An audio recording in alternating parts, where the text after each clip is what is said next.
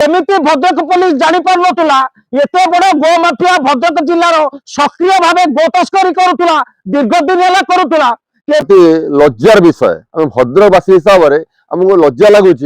Bhadrak headquarter उपर भद्रक ठारू मात्र 1.5 किलोमीटर दूरता मध्य एसपी ऑफिस ठारू एवं कलेक्टर ऑफिस मात्र 1.5 किलोमीटर दूरता मध्य जी मुलासाही अवस्थित से क्षेत्र में पोड़ा पोड़ा टंका बाहर गोमाफिया रही भद्रक पुलिस जो अपारगता रही निरवद्रष्टा साजिश आम शुणिला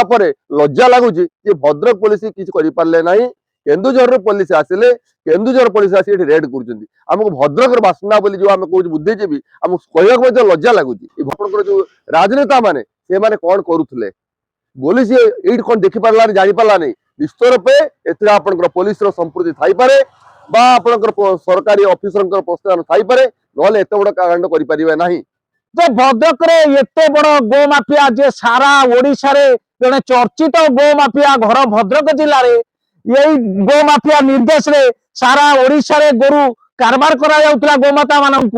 गोमाता मानू अन्य देश अन्य राज्य को रप्तानी करा जाउतला